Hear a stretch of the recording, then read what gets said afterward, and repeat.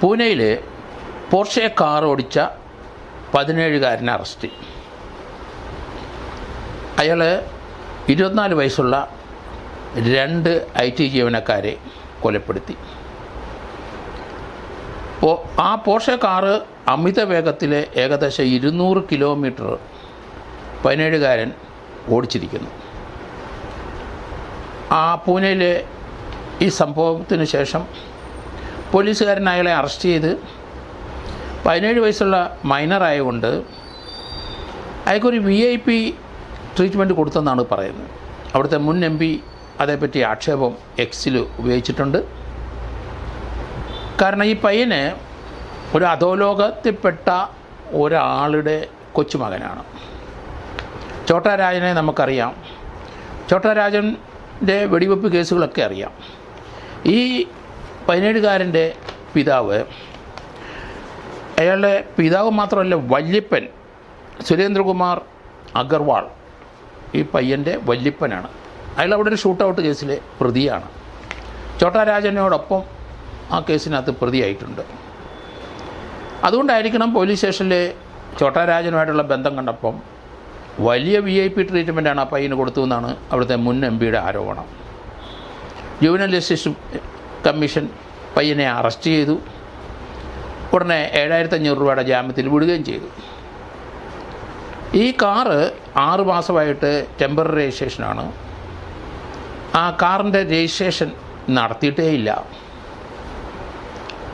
Karnataka registration Maharashtra രജിസ്ട്രേഷനുള്ള ചെയ്യേണ്ട ഒരു car 6-8 മാസമായിട്ട് രജിസ്ട്രേഷൻ ചെയ്യാതെ കൊണ്ട് നടക്കുകയാണ്.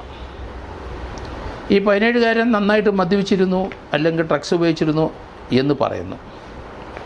അമിത വേഗത്തിൽ ഓടിച്ച് 24 വയസ്സുള്ള ഒരു പയ്യനും അയാളുടെ കൂടെ സഞ്ചരിച്ച അശ്വിനി എന്ന ഒരു പെൺകുട്ടിയെയുമാണ് അവർ കാറ് കയറ്റി പയ്യൻ കൊന്നത്.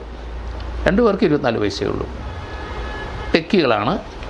അവർ ഒരിക്കലും പ്രതീക്ഷിച്ചില്ല ഈ പയ്യൻ വന്ന് അവരുടെ പുറത്തുകൂടെ കാർ ഓടിച്ച് കയറി ഓടിപ്പോകുമെന്ന്.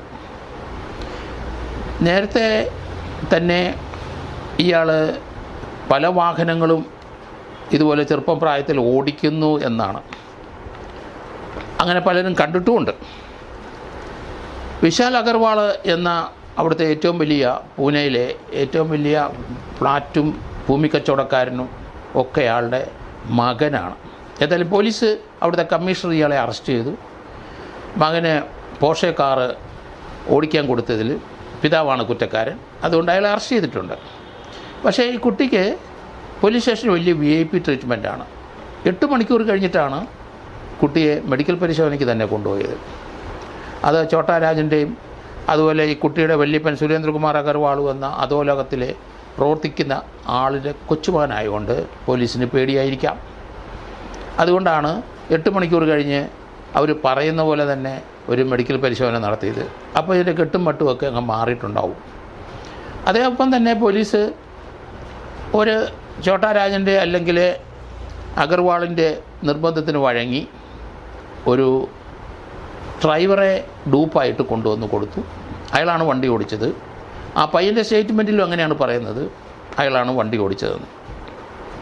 ഏതായാലും ഈ കാറ് മാത്രമല്ല, അയാൾക്ക് ഈ പോർഷെ കാറല്ലാതെ വേറെ ഓഡി കാറുകളുണ്ട്. ആ കാറും ഈ പയ്യൻ 16 വയസ്സിലൊക്കെ ഓടിച്ചുകൊണ്ട് നടക്കുന്ന ധാരാളം പേര് കണ്ടിട്ടുണ്ട്.